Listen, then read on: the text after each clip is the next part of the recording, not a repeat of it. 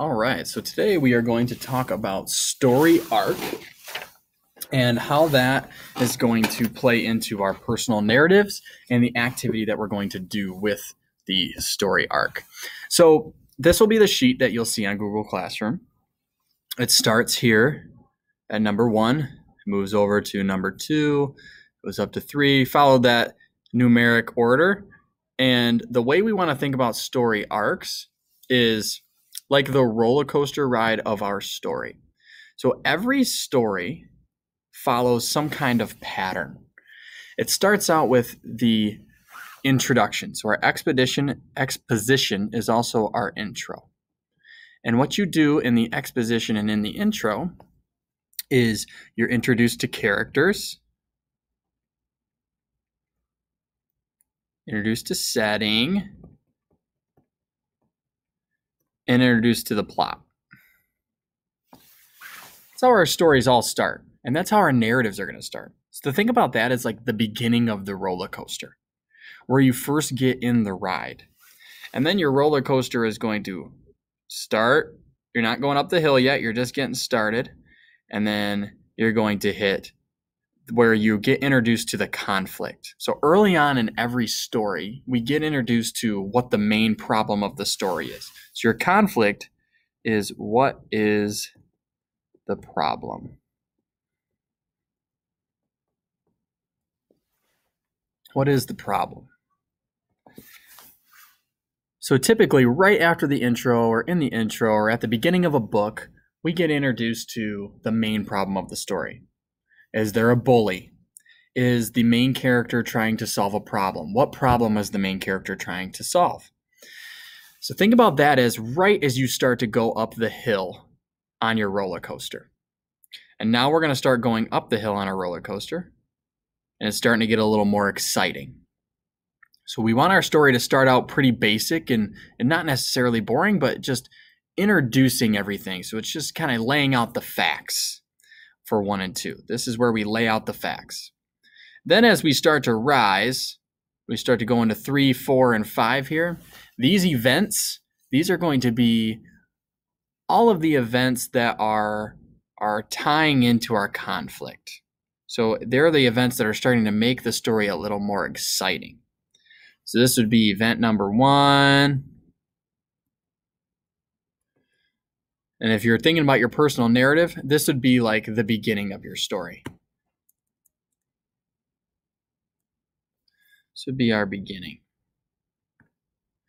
And then this would be like moving through. This would be the start of our beginning. And here's like some of the details for our beginning of our story.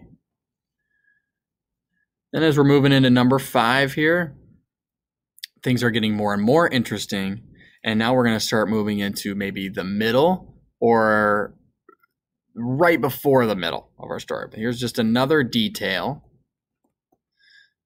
So if I am writing a story about, say, going to an argument with my brother, in my intro I'm going to explain that the characters are me and my brother. I'm going to explain the setting. The setting might be my house, and the plot might be the things that led up to me and my brother arguing.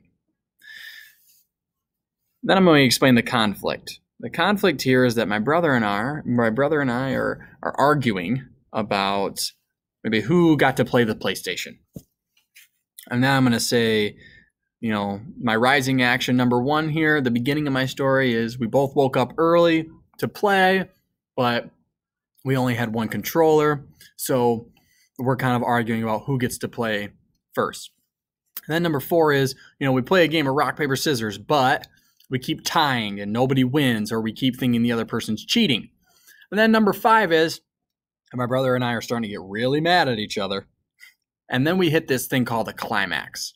And the climax is the most exciting part of your story. That's where the story gets really, really good. So our climax is the big event. So if we're talking about me and my brother arguing over our PlayStation, over who gets to play it, this would be where my brother and I, we get into a big shouting match.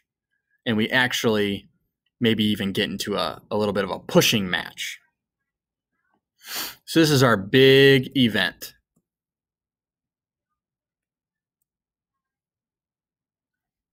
Then, after the big event, after we get to the top of the hill on the roller coaster, we start to go down the hill. Now, it's still, when we're going down the hill, we can still be excited. This is still an exciting thing. But we will be running into some events that are going to be solving the problem that is our conflict. So our big event here is, say I'm arguing with my brother, is that him and I, we fought. Now, all the events after that are going to be the result of that fight. So let's see. So number 7 here is the following action. Might be we fight here and now we start to feel bad.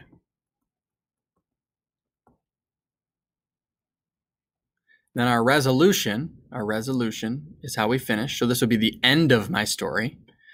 The resolution to this story could be maybe him and I decided to take turns. And then we ended up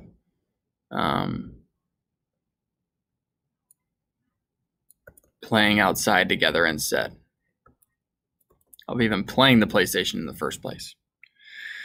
So we're following a big story arc. We are paying attention to all of the things that can make our story interesting and all of the things that are relevant to the reader. The ways that we can make it let me restart that sentence. I'm fumbling over my words. All the ways that we can make our story interesting for the reader, that is our story arc. So when you're writing your personal narrative this week, and when you're filling out this sheet over the read aloud video, the things you're writing in these boxes are the different things that are interesting or the events that are most important in the story. So you're going to watch the video for the read aloud of Baseball Saved Us. And as you're filling this sheet out, I want you to pay attention to the very beginning of the story is going to be your exposition and your conflict. You're going to find out, you're going to get introduced to the characters in the exposition, and then you're going to find out the problem in the beginning of the story, so your conflict. Now, the events that happen after that, those are going to tie into the conflict. Those are going to have something to do with the conflict. It's pretty evident in Baseball Saves Us what that is. And then your climax is the big moment that happens, and then your resolution, your following action is as you're coming down the hill of the roller coaster, how does the problem get solved? Okay? So really it is, what is the problem here? What's the main event of the problem here? And then how does the problem get solved over here? All right? If you have any questions, let me know. Please watch the read aloud video of Baseball Saved Us. Fill out your story arc sheet and turn it in on Google Classroom. Have a good day.